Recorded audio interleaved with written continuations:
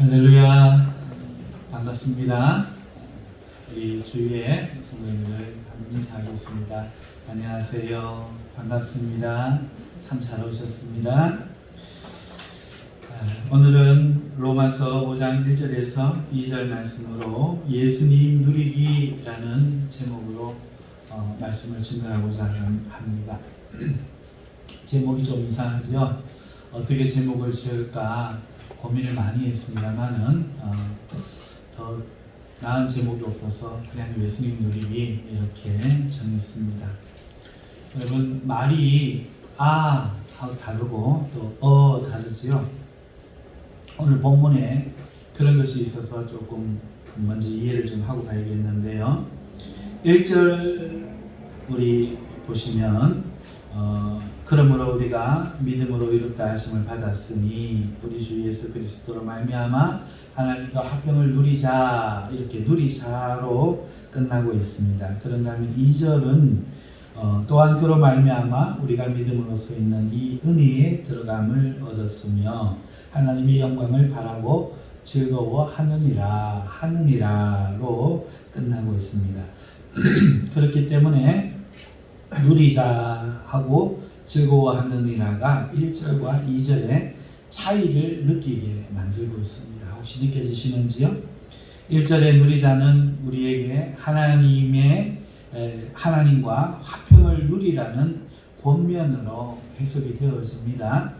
반면 2절의 즐거워하느니라는 권면이 아니라 우리의 어떤 상태를 서술하는 것으로 해석이 됩니다.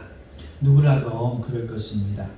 그런데 이는 개역 한글과 우리가 이전에 읽던 개역 한글 성경과 지금 우리가 읽은 개역 개정 성경만 이렇게 번역했고요. 다른 성경은 다르게 번역했습니다. 킹 제임스 흠정역 성경은요, 같은 내용을 누리느니라와 기뻐하느니라로 동일하게 서술형으로 번역했습니다. 그러니까 누리자가 아니고 누리느니라로 번역했다는 것이죠. 또 공동 번역도 누리게 되었습니다와 기뻐하고 있습니다로 서술식으로 번역했습니다. 바른 성경이라는 것이 있는데요. 바른 성경은 누린다, 기뻐한다로 역시 서술형으로 번역했고요. 이는 현대인 성경과 우리말 성경에서도 동일합니다. 우리가 읽고 있는 이 개정 개역과 개역 한글 성경만 앞에는 누리자, 뒤에는 즐거워하느니라 이렇게 번역을 했다는 것입니다.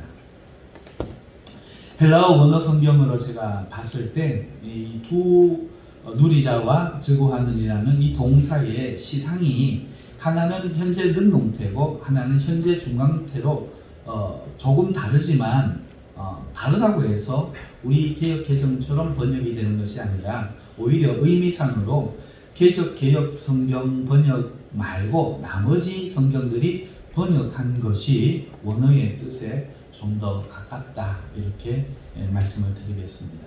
자, 다시 우리 성경으로 돌아와서 이렇게 번역된 우리 성경의 단어만 놓고 보면 완전히 뜻이 다르게 되지요.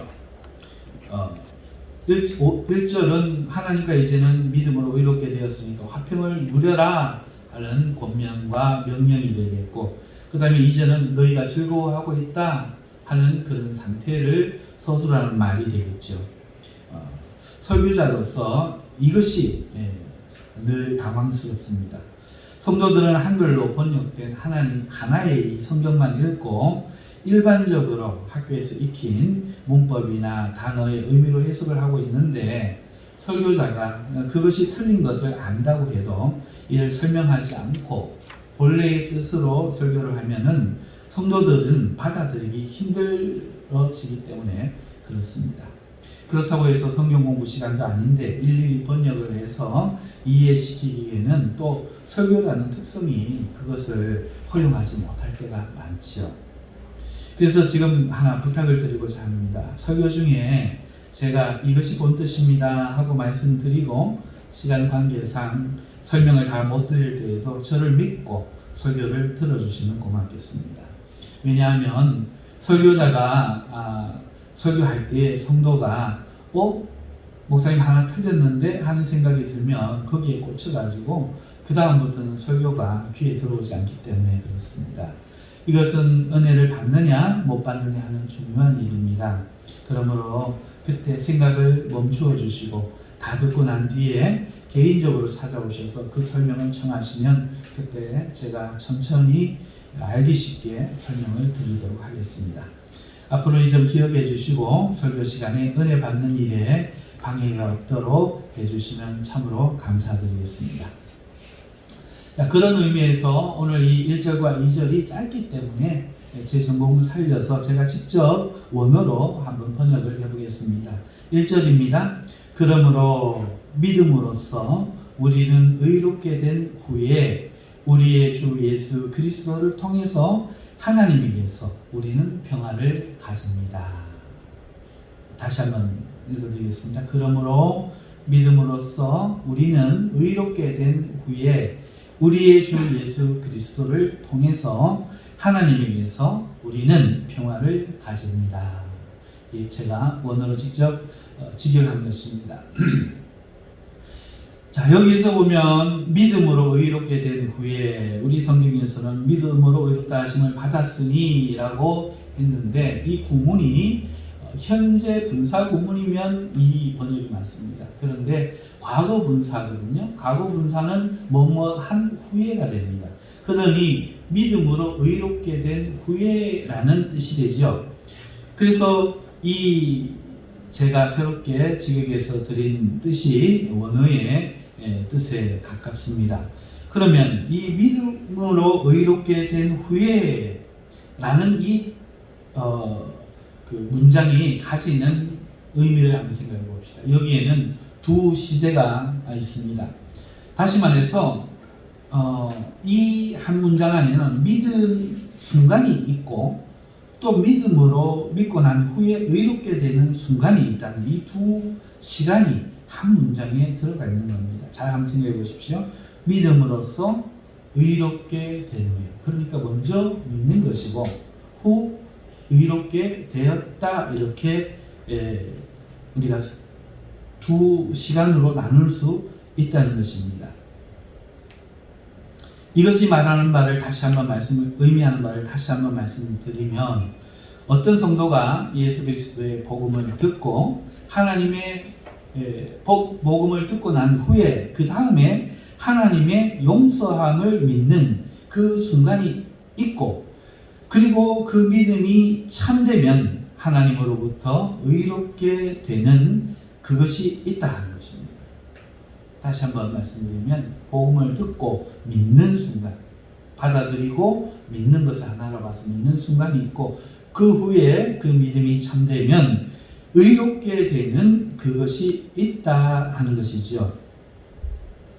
이것이 이 두 개가 시간적으로 붙어서 이어서 거의 동시에 될 수도 있지만 면밀히 구분하면 믿는 것과 의로워지는 것은 구분이 된다 하는 것입니다.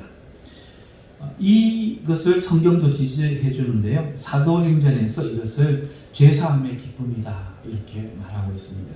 베드로전서 2장 38절에 베드로가 이르되, 사도행전 2장 38절에 베드로가 이르되 너희가 회개하여 각각 예수 그리스도의 이름으로 세례를 받고 죄사함을 받으라.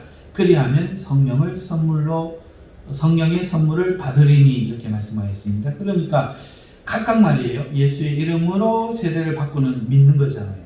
그 다음에 죄사함을 받으라 이렇게 말하고 있죠. 사도행전 3장 19절에도 있습니다. 그러므로 너희가 회개하여 돌이켜 너희 죄 없이 함을 받으라. 죄 없이 함을 받는 게 있는 거예요. 이게 믿고 이제 의로워지는 거죠. 이같이 하면 새롭게 되는 날이 주 앞으로부터 이를 것이요. 두 가지가 나누어져 있습니다. 그런데 이것이 개역 한글, 우리가 읽은 개역 개정 전 버전을 보면, 그러므로 너희가 회개하고 돌이켜 너희 죄 없이 함을 받으라. 이같이 하면 유쾌하게 되는 날이 주 앞으로부터 이를 것이요 라고 번역했어요. 예수님을 믿고 세례를 받았어요. 받았는데 믿음으로 받았어요. 그랬더니 죄사함을 받는 그 어떤 날, 다시 말해서 유쾌하게 되는 그 어떤 날이 이른다. 이렇게 번역이 된 거죠. 그러니까 오늘 바울이 오늘 본문에 믿음으로 의롭게 된 후에라고 원어로 말한 여기에는 예수님을 믿고 죄사함을 받은 후라는 이런 두 가지 의미가 들어가 있는 겁니다. 이것이 일반적인 간증에서도 나타나는데, 우리 성도들이 경험하는 실제 경험의 간증에서 나타나는데, 그때 이것을 우리는 거듭남의 체험, 예수님을 믿고 거듭나는 체험을 했다라는 그런 간증에서도 나타나고 있고, 또 어떤 이들은 이것을 용어를 좀 바꾸어서 성령 체험했다 이렇게 표현하기도 합니다. 분명한 것은 예수님을 참 구주로 믿고 영접하면 이건 믿는 거고요. 의롭게 되는 순간이 반드시 있다 하는 거죠. 그것이 베드로 사도의 말처럼 유쾌하게 되는 것이든 어떤 간증에서 우리가 듣는 것처럼 눈물로 회개하거나 또 그렇게 회개하고 났더니 세상이 달라 보이더라 하는 것이든 이런 순간이 있다 하는 것입니다. 여기서 잊지 말 것이 하나 있어요. 진짜 믿으면 이 의롭게 되는 것은 따라오는 것이지 만들어지는 것이 아니라는 거예요. 노력해서 되는 것이 아니라는 것은 우리가 기억해야 됩니다. 그리고 믿는다는 것에 대해 또 주의할 것이 하나 있는데, 믿는다는 것은 그냥 믿기만 하면 된다 이런 말을 한 적이 성경은 없다는 겁니다. 반드시 회개가 따라온다는 겁니다. 회개가 앞에 전제로 붙어 있다는 겁니다. 아까 읽어드린 두 사도행전의 9절에서도 회개라는 말씀이 먼저 앞에 있다는 것을 기억해야 한다는 것입니다. 베드로 사도가 너희가 회개하여라고 말했듯이 참 믿음은 반드시 회개를 수반합니다. 정리를 좀 할게요. 내가 예수님을 믿는데요, 그러면 의로워진 순간, 유쾌하게 된 순간도 따라오는데요, 그 후에 하나님과 화평을 누리게 되는데요, 그런데 이 믿음을 우리는 한 가지 빼면 안 돼요. 회개라는 것을 반드시 전제하고 이렇게 믿은 후회가 된다는 것입니다. 그렇기 때문에 회개하지 않고 믿는 믿음은 복음에 대한 어떤 정신적인 이해요, 지식에 대한 거부가 아닌 동의일 뿐 자신을 의롭게 만드는 믿음이 되지 못한다는 겁니다. 다시 한번 말씀드립니다. 예수님을 들었습니다. 아, 그래? 반갑게 받았습니다. 그리고 인정했습니다. 우리는 이것을 믿음이라고 하지만 성경은 단 한 번도 이걸 믿음이라고 하지 않았습니다. 반드시 회개가 전제되어야 됩니다. 씨가 땅에 떨어졌는데 길가에 떨어진 씨는 나지 못합니다. 그 다음에 돌짝밭에 떨어진 씨는 뿌리를 내리지 못합니다. 가시떨기에 떨어진 씨는 결실하여 자라지 못합니다. 결실하지 못합니다. 이와 같이 떨어진다고 해서 다 되는 게 아니고, 내가 동의를 하고 믿는 믿음의 지식을 가졌다고 해서 의롭게 되는 결과로 바로 이어지지 않고 30배, 60배, 100배 결실하는 것이 아니라 반드시 갈아엎어져서, 농부가 농사를 지을 때 땅을 갈아엎어서 옥토에 떨어져야만 되듯이 하나님에 의해서 오늘 우리가 반드시 회개한 후에 믿음으로 주를 따를 때, 그때 이렇게 의롭게 된다는 이 사실을 놓치지 마시라는 말씀을 제가 다시 한번 드립니다. 그렇기 때문에 예수님을 믿는 사람은 자신이 하나님을 떠나 자신의 마음대로 살던 죄인임을 깊이 회개하고 거기서 돌아서야 됩니다. 지은죄 용서해 주이소 비나이다라는 그런 회개가 아닙니다. 그것도 포함이 되겠지만 정말 중요한 것은 내 뜻대로 내가 주인 되어서 살던 삶의 길, 하나님께 영광을 돌리는 것이 아니라 나를 즐겁게 하려고 내 마음에 좋은 대로 각자 소견에 옳은 대로 행하던 그 길에서 돌아서는 것이, 그래서 하나님의 말씀을 따라 죽을지언정 그 말씀을 따라, 죽으면 죽으리라 하고 그 말씀을 따라 살아가는 그 회개가 먼저 수반되어야 되고 그리로 돌아서야 된다는 겁니다.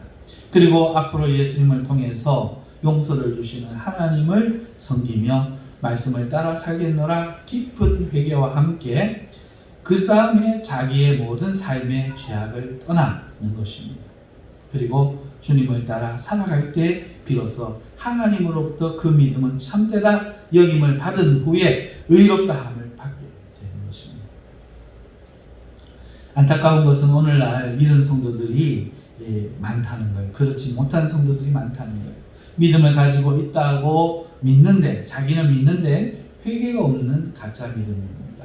상상 임신처럼 배는 불러오는데 아이가 태어나지 않듯이 믿고 신앙생활은 하는데 죄사함의 기쁨이 없고 성령을 받지 못하는 것입니다.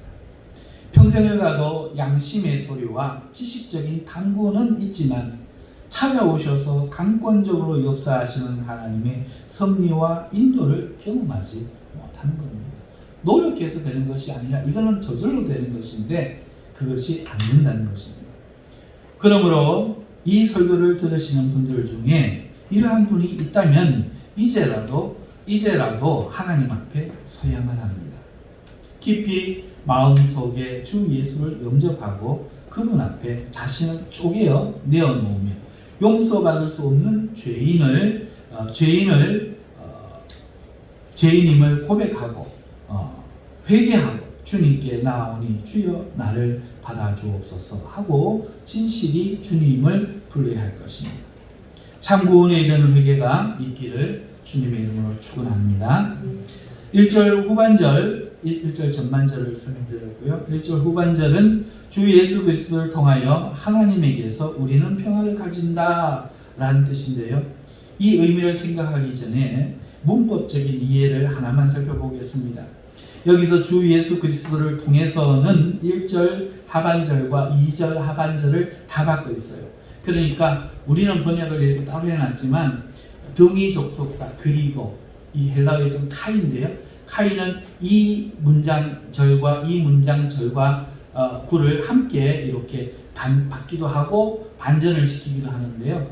예수를 통해서라는 이 말씀이 이 두 가지를 다 받고 있으니까 예수 때문에 화평을 누리고 예수 때문에 은혜 안에 들어가 하나님을 즐거워하느니라가 예수님 때문에라는 그 말 속에 다 포함된다 하는 것입니다.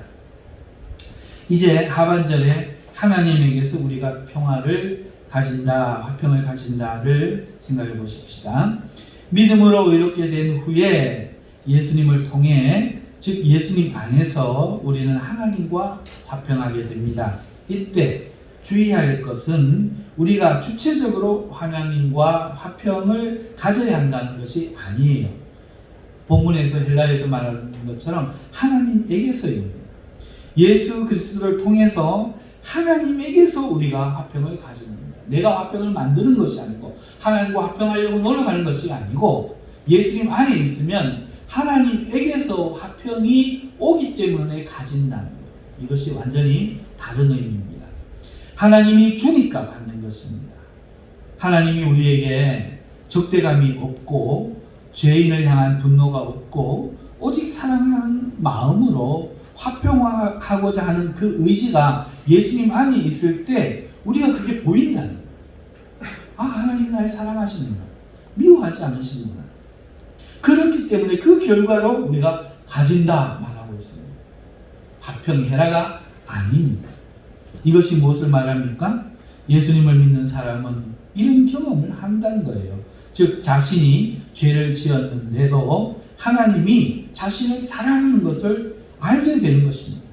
거듭나기 전에는 죄를 지으면 하나님이 두려웠는데 주를 믿고 거듭난 후에는 죄를 지어도 죄를 짓는 자신의 모습이 슬프고 한탄스럽기는 하지만 하나님이 자신을 사랑한다는 그 사실이 부인되지 않고 계속해서 믿어지고 그리고 그 하나님을 마음 아프게 한 것에 대한 마음이 아플 뿐 그 사랑은 여전히 그 하나님의 화평은 여전히 자기에게 경험되어진다는 것입니다. 이것이 본적으로 말씀이죠. 1절을 강의했으니 2절을 가십시다. 2절을 제가 직역을 하면 이렇게 직역할 수 있습니다. 또한 그를 통하여 믿음으로 우리가 서 있는 그 은혜 안에 들어감을 얻었습니다. 또 우리는 그 영광의 하나님의 소망에 의해 즐거워합니다. 이렇게 번역할 수 있습니다. 다시 한번 말씀드립니다. 또한 그를 통하여 믿음으로 우리가 서 있는 그 은혜 안에 들어감을 얻었습니다. 또 우리는 그 영광의 하나님의 소망에 의해 즐거워합니다. 여기서 첫 번째 생각할 것은 모든 성도가 오직 믿음으로만 은혜 안에 들어가 설 수 있다는 것입니다. 하나님이 찾으신 것은 믿음입니다. 예수님도 하나님이 보내신 자를 믿는 것이 하나님의 일이다 말씀하셨습니다. 여기서 믿음의 정의가 보입니다. 믿음은 내가 믿고 싶은 것을 믿는 게 아니고, 믿고 있는 상태를 말하는 것이 아니고 하나님의 아들을 믿는 것을 믿음이라고 합니다. 우리가 많은 것을 바라고 믿지만 우리를 하나님의 은혜에 들어가 서게 하는 믿음은 오직 예수님을 믿는 믿음입니다. 이것은 하나님이 해주실 거야, 들어주실 거야 하는 확신이나 신념과 구별되어야 돼요. 이것도 믿음의 한 종류지만 하나님의 은혜 안에 들어가 서게 하는 하나님이 요구하시는 믿음은 오직 예수 그리스도를 믿는 믿음입니다.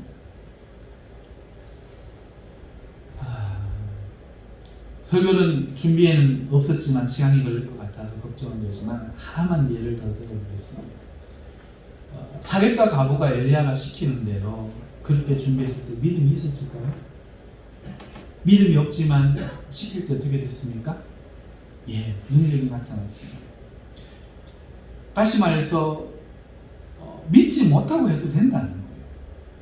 베드로 사도가 물 위를 걸어오시는 주님을 보고 나도 걷게 하소서 할 때 걸었죠. 믿음이 있었을까요?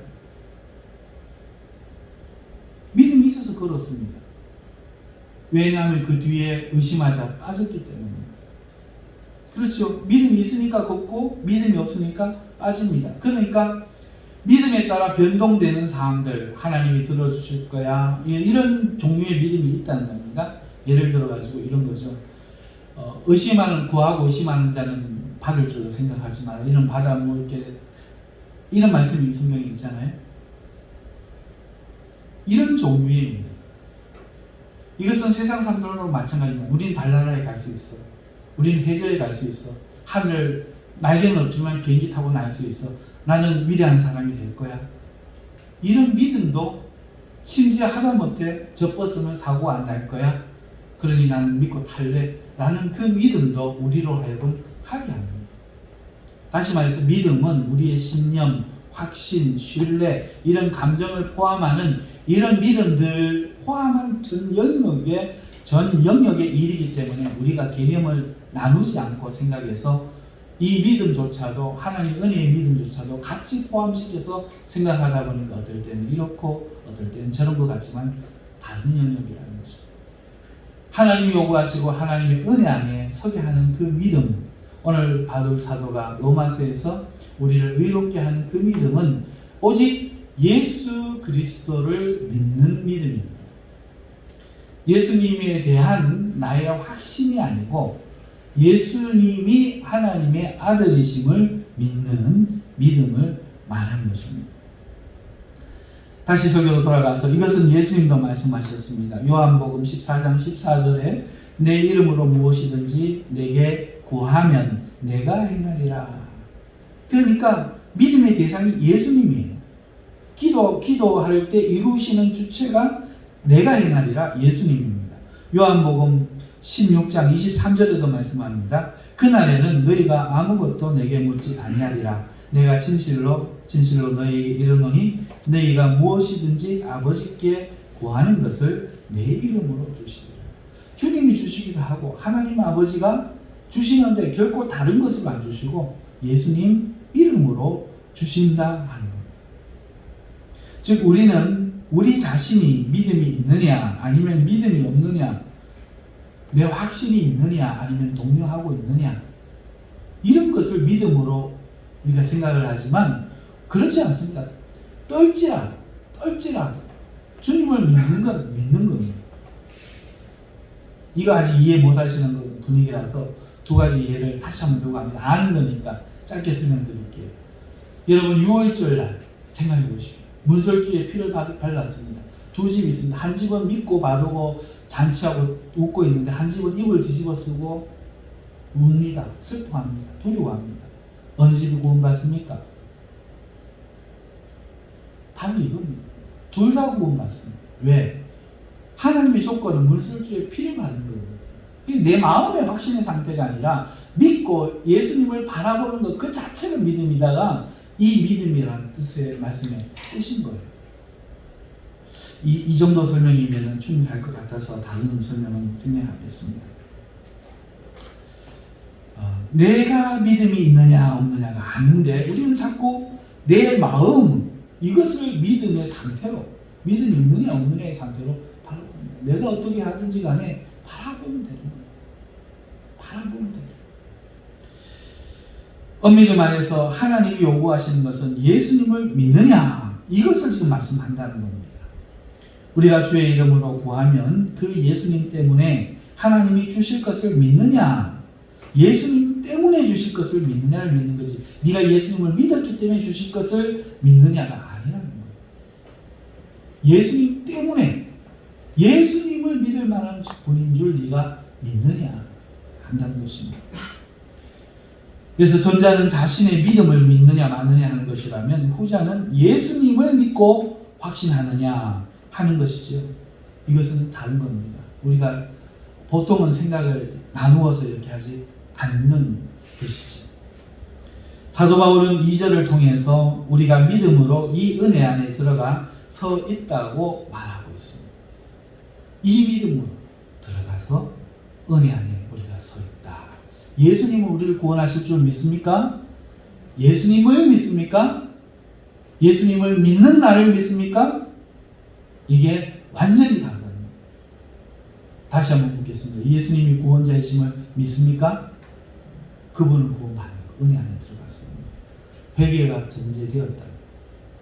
그런데 예수님 믿는 당신의 믿음이 있음을 당신을 믿습니까? 이런다면 전혀 상관없는 사람이 된다는 것이죠. 자, 두 번째로 2절의 두 번째로 그 영광의 하나님의 소망에 의해 혹은 다르게 번역할 수 있는 소망 가운데 우리가 즐거워합니다를 살펴보겠습니다. 우리가 즐거워하는 이유는 하나님의 소망에 의해서입니다. 여기서 하나님의 소망이 무엇일까요? 이것은 앞 4장을 받아요. 4장에 나왔던 이야기, 곧 우리를 하나님이 의롭게 하셔서 우리로 하여금 하나님의 상속자들이 되어 하나님 나라에 우리를 드리고자 하는 하나님의 소망, 이 소망을 받고 있는 겁니다. 이 소망이 우리를 즐겁게 하는 거예요. 옛날에 우리나라가 어려웠던 때, 굉장히 전후에 어려웠을 때 미국으로 이민을 가려던 사람들이 많았다고 합니다. 그때 이민 자격이 참 어렵지만 거기에 해당되는 사람들이 참 기뻐했다고 해요. 하지만 이런 경우도 있었습니다. 오히려 미국에서 이민을 권하는 사람입니다. 한국인이지만 자신의 나라로 귀화시키고 싶을 만큼 뛰어난 인재이기 때문에 그렇습니다. 그때는 못 살고 어려운 시기라서 그런 경우 애국심보다는 그것을 영광으로 알고 미국에 가서 잘 되는 것도 애국하는 것으로 알고 그렇게 이민을 가기도 했습니다. 지금 바울 사도가 말하는 것은 하나님이 우리를 초청한다는 이 소망을 말하는 거예요. 내가 하늘나라 가게 될 거야 라는 내 소망에 의지해서 즐거워하는 게 아니고 하나님이 나를 인재로 보시고 마태복음 예수님의 비유로 보면 나를 그 귀한 진주로 보시고 주님이 천국을 팔아 나를 사는 그 마음, 천국으로 나를 인재로 보시고 여기서 같이 살기를 원하시는 그 하나님의 그 열렬한 소망, 그 소망이 지금 그 소망에 의해서 내가 지금 즐거워진다. 지금 그 이야기라는 거예요. 여러분, 우리가 아는 이야기를 하나만 더 예를 들게요. 내가 크게 관심이 많이 없는 사람인데, 내가 여자입니다. 여자인데 어떤 대학교에서 청년이 멋진 청년이 나를 다가와서 관심을 갖고 좋아한다고 전에부터 지켜봤다고 데이트하고 싶다고 말을 합니다. 그전에도 지나다녔는데 의미 없는 사람이었지. 그런데 나의 이름을 불러줄 때 그때부터 의미가 생기기 시작합니다. 어느 순간 나를 사랑한다고 말하는 그 순간부터 나의 가슴이 뛰기 시작합니다. 그 사람이 달라 보이기 시작합니다. 그 사람의 사랑이 나를 기쁘게 합니다. 그리고 나를 반응하게 합니다. 지금 이걸 이야기합니다. 하나님이 요한복음 3장 16절에 하나님이 이 세상을 사랑하셔서 사랑을 나타내셨다 하는 것은 이런 의미입니다. 하나님의 이 소망, 나를 향한 이 사랑의 소망, 이것이 지금 내 심장을 뛰고 나를 즐겁게 하고 있다. 지금 사도 바울이 그것을 지금 이야기하는 것이죠.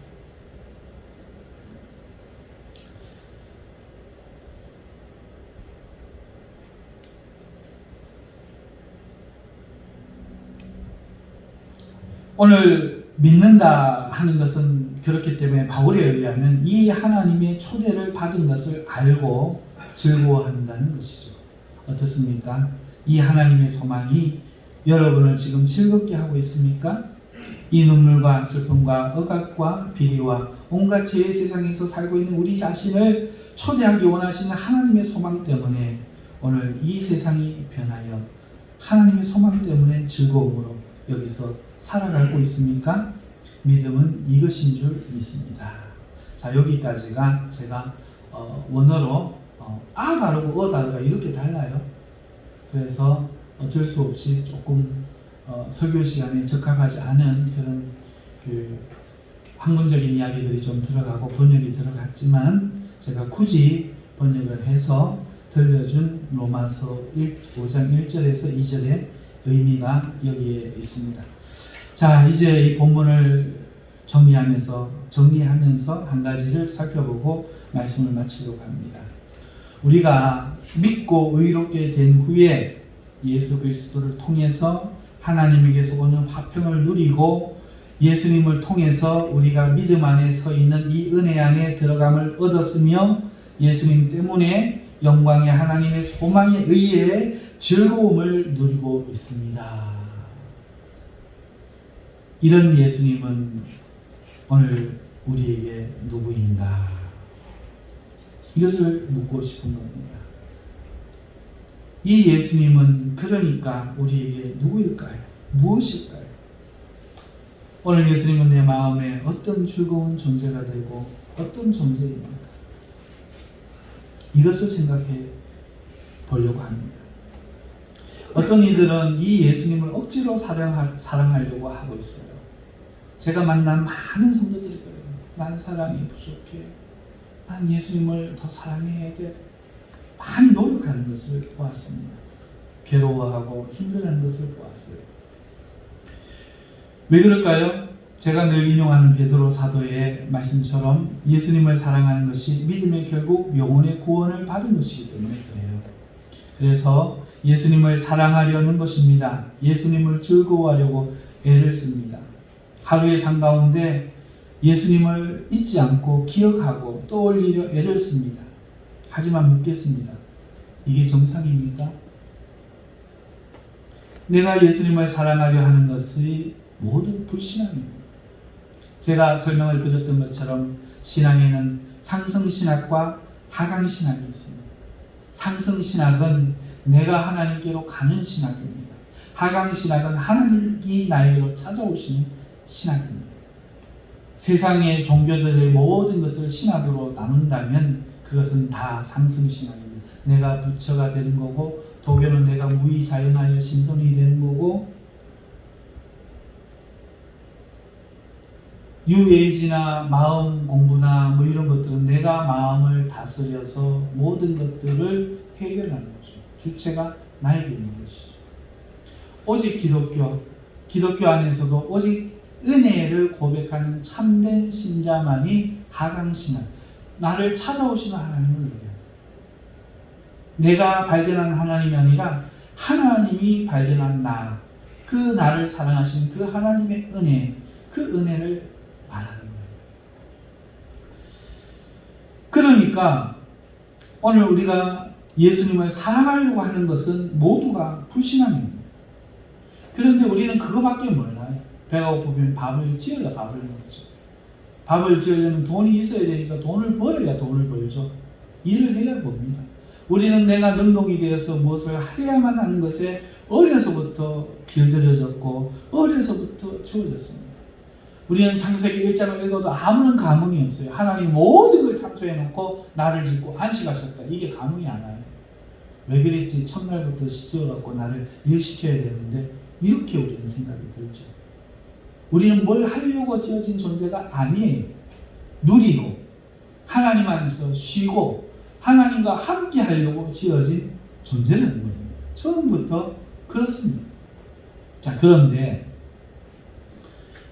오늘 우리는 배운 것이 그것이라서 오늘 우리의 신앙도 내가 무엇을 하는 것에 초점이 맞춰져 있지, 한 번도 하나님이 나에게 무엇을 하시는 것에 대해서 초점을 맞출 수가 없고, 알기는 해도 듣기는 해도 이해가 잘 가지 않는 겁니다. 그리고 실제로 우리가 주님을 사랑하려고 해보면요, 그럴 능력이 없다는 것을 깨닫습니다. 우리가 은혜를 받으려고 부흥회를 참석해서 은혜를 받아요. 그럼 내가 열심히 살아보려고 주님을 더 사랑하려고 기도도 하고 성경도 읽어보면은요, 어떤 일이 생기는가 하면 더 큰 실망이 생겨요. 더 큰 좌절이 생깁니다. 그러니까 성도들이 그 다음에 어떻게 합니까? 묵은둥이가 되는 거예요. 별나게 좀 묻지 마라. 나도 다 그랬다. 어이구, 별나게 묻다. 지가 혼자 예수 다 믿는 것 같지? 이러면서 얼굴 하얗게 해갖고 교회에 앉아갖고 어여 기도 좀 살살 좀 해라 이러면서 계신 이유가 그 병들었어요. 왜? 해봤거든. 그것으로 안 되는 거예요. 작심삼일이고 얼마 못 가는 거예요. 여지없이 자기의 연약함이 드러나는 거예요. 거짓말 안 하려고 해보십시오. 거짓말 할 일이 더 생깁니다. 우리는 능력이 없어요. 사도 바울이 로마서 우리가 이미 강의했는 부분에 지나왔지만 내게 선을 사모하는 것은 있는데 선을 행할 능력은 없다 말씀한 것처럼 오늘 우리에게는 그 능력이, 예수님을 사랑할 능력이 없어요. 우리가 좀 더 진실해져서 자신을 들여다보면 우리에게는 선이 없다는 것을 알게 됩니다.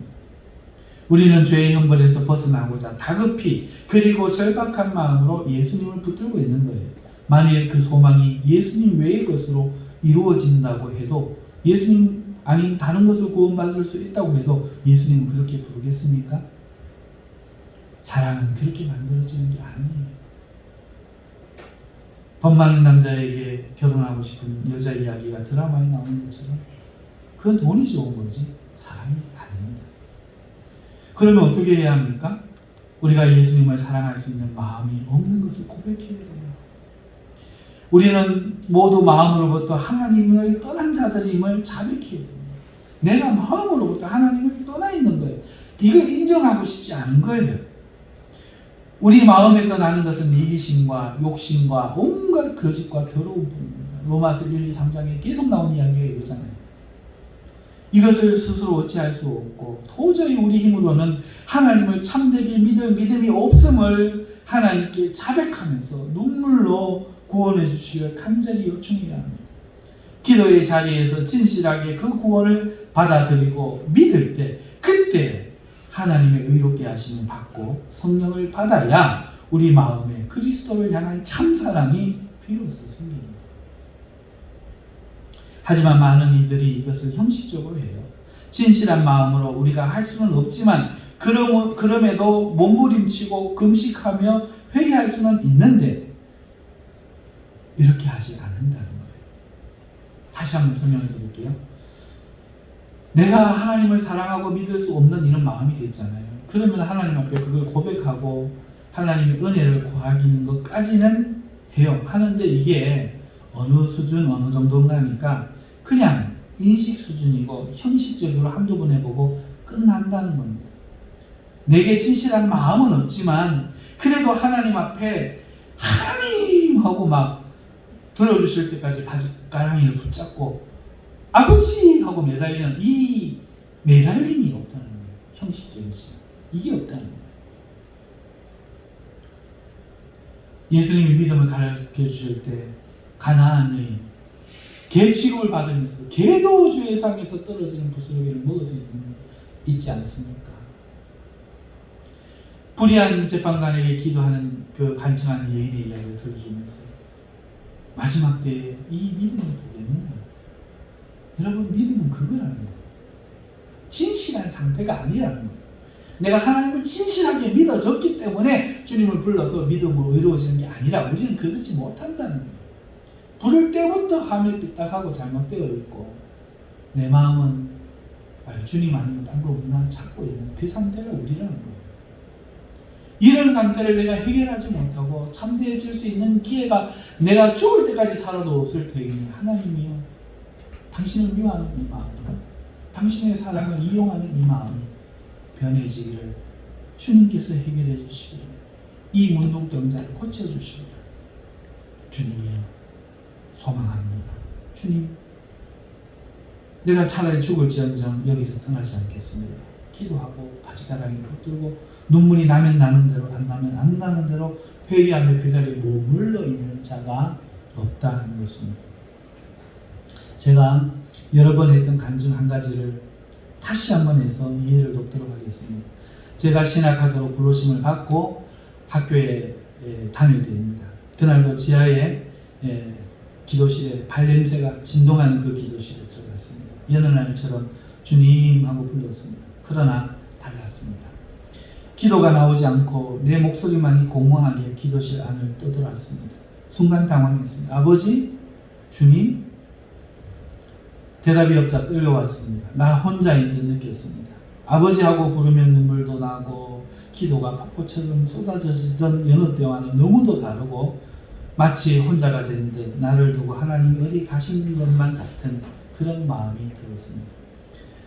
당황했던 저는 한순간 이런 생각이 들었습니다. 그리고 그 생각 때문에 마음이 평안해졌습니다. 아하, 하나님이 가긴 어디 가시겠어?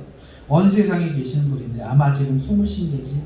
그러면 내가 하나님한테 이겨? 이 숨바꼭질은 이겨? 왜? 하나님은 날 사랑하십니까? 지금부터 내 작전을 무는 거야. 하나님은 날 사랑하시니 안 나타나고는 못 베기실걸? 아이를 키워봤기 때문에. 이런 철없는 마음을 가졌습니다. 그러자 마음이 평안해졌습니다. 그리고 그때부터 울기 시작했습니다. 그러나 슬프지 않은데 울음이 날 리 없습니다. 거짓으로 우는 울음인 강울음을 그냥 운 것이죠. 눈물도 없이 그냥 어이 눈치 보다가 꺼이 안 나타나니까 엉엉 우는 척하는데 어느 순간 속에서부터 내 의도와 상관없는 뜨거운 소름과 뜨거운 눈물이 복받쳐 올랐습니다. 그리고 정신없이 우는 겁니다. 그런데 하나님이 그때 갑자기 왜 울어? 나 없이 한번 살아보라더니 하시는 나를 안는 겁니다. 물론 영적으로요. 이후의 이야기는 여러분들이 하도 들어서 아십니까? 생략하겠습니다. 제가 무슨 말을 드리고자 합니까? 제가 진실이어서 하나님을 이겼을까요? 아니, 저는 가짜였어요. 안슬붙고 눈물이 안 났고 가짜였지. 하지만 나를 사랑하는 하나님은 진짜였고 그 사랑이 진짜였다. 그런데 자꾸 우리는 내가 진짜이기를 소망하고 내 믿음이 진짜이기를 소망하고 거기에 믿음의 주소를 둔다는 거예요. 내가 원수 되었을 때, 죄인 되었을 때 십자가에 죽어주신 그 십자가가 하나님의 사랑이고 진실이고, 그러니 내 믿음의 주소도 거기로 등기 이전해야 됩니다. 그러지 않고 아직 이 땅에 살면서 아직 이 나를 못 버리고 이 죄인은 절대로 하나님을 사랑할 수 없는 죄인임을 알고 십자가에 못 박아 죽어! 못 박지 않으니까 부활이 일어나지 않아요. 주님 앞에 회개가 그렇습니다. 진심이 되어야, 믿음이 진짜가 되어야 회개하고 주님을 영접한다면 아무도 회개하지 못합니다. 우리는 모두 그렇게 할 수 없는 타락한 창녀와 같기 때문입니다. 그저 우리가 그렇지만 우리를 사랑하시는 주님의 사랑을 볼모 삶을 수밖에 없습니다. 진실한 진실하지 못한 모습 그대로 주님께 머리를 조아리고 회개를 시작한다는 겁니다. 진실하지 않은 짓. 그러면 사랑이 깡패라고 하나님 주십니다. 문제는 그럼에도 성도들이 그것조차 안 한다는 거예요. 한 번도 진지하게 생각을 하지 않고 하는 것이라고는 성경을 읽으며 탐구하고 믿음의 삶을 연구하고 제자 훈련하고 교회 출석하고 내 마음을 도덕적으로 지키고 여기에만 매달린다는 거예요. 예수 쟤네들가 부름 받겠어? 이러면서 그러면서 주님 앞에 그렇게 서지를 않는다는 거예요. 한 번 더 진지하게 구원에 대해서 생각을 하지 않고 결단을 내리지 않습니다. 머리 안에서만 끝내는 거예요. 하나님 사랑을 머리로만 이해하는 것으로 동의하는 것으로 여기지 안 되는 자기를 붙잡고 그 십자가 앞에 억지로 걸고 가 무릎 꿇리지 않는다는 겁니다. 필요한 게 뭡니까? 오직 이거 하나밖에. 목사가 왜 필요합니까? 예배당이 왜 필요합니까? 이거 한 개 말고는 이유가 없습니다. 우리 교회 커지면 그 무엇이 유익입니까? 목사가 설교자라면 무엇이 유익입니까? 아무 짝에 필요가 없습니다. 그저 이정표고 장소 제공일 뿐입니다. 여러분에게 필요한 것은 예수님 앞에 서는 겁니다. 예수님은 말씀합니다. 마지막 시대의 표적이 있다는 거예요. 무엇입니까? 요나의 표적입니다. 자기를 바다에 던져야 됩니다. 내가 죽어야 돼요. 내가 죄인이니 나를 바다에 던지시오 해야 합니다. 그것이 우리가 할 일입니다. 내가 하나님을 안 사랑하고 안 믿고 있습니다. 내게는 그럴 힘도 없고 지금 하나님을 부르는 것도 지독한 이기심이고 나의 기도도 그 머리에 빨판 같을 뿐입니다. 하고 자기를 버려요. 아무든지 나를 따르려거든 자기를 부인하고 자기 십자가를 지고 나를 따를 것이다. 죽음이 없는 주님을 따르면 없는 거예요. 하나님의 미랄이 땅에 떨어져 썩지 아니하면 죽지 아니하면 나지 않는다. 그것이 진실이에요. 내 안에 내 겉에 껍질이 깨지 않느냐. 우리는 아무것도 안 합니다. 그러면서 자꾸 와서 목사님한테 칭찬받고 싶고 여기서 죄에 책망 듣는 거 싫어하고 싶고 여러분 그렇게 하면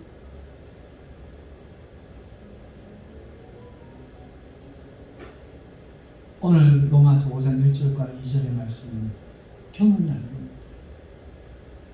우리는 여기에 죄를 회개하러 왔고 이런 나 자신을 발견하러 왔고 그러지 못한 나의 교만을 책망받으러 왔고 여기에 치유생활, 교제생활 하려고 온 것이 아니라 여기에 와서 통에 잡아가고 하려고 왔고 그런데 발짱 끼고 다리 꼬고 앉아가지고 눈물 한 방울 없이 오늘 우리는 주님 앞에 말씀 듣고 은혜를 받겠다고 하고 있습니다. 이게 오늘 현대교회예요.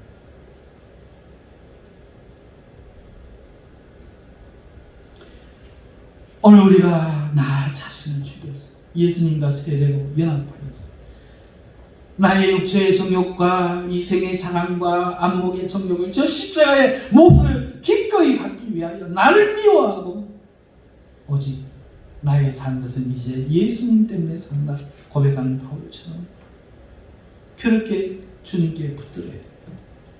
주님을 붙들어야 돼. 우리의 믿음을 하나님이 나타나셔서 인정해 주시고 안아주시고 그때 우리에게 진실한 마음이 생깁니다. 의롭게 되었음을 알게 되는 거예요. 하나님에게서 오는 화평을 가지게 되는 거예요. 은혜 안에 서서 하나님의 소망으로 즐거워하는 자신을 보게 되는 거예요. 그 후에야 주님을 사랑하고 주님을 믿고 주님 가신 길을 따라갈 수 있는데 오늘 우리는 그 과정 없이 지금 하는 거예요. 그렇지 않고는 배운다고 되는 것이 아닌데 배우고 안다고 갈 수 있는 것이 아닌데 알기 위해 노력하지만 사랑은 그렇게 만들어지지 않습니다. 제가 한 가지를 말씀드렸습니다. 어떻게 주님을 사랑하게 되는가? 어떻게 사랑에 빠지게 되는가? 노력이 아니라 나를 사랑하시는 주님 앞에 설 때. 근데 왜 안 사랑해지느냐? 내 스타일 아니야. 못 사랑에 빠지는 거야. 다시 말해서 죄인인 우리는 하나님과 원수가 되었다. 그러니까 나를 죽여야 된다. 주님이 나를 사랑하시는 그 사랑이 내 마음에 와 닿아야 비로소 그때 우리가 변할 수 있다는 거예요.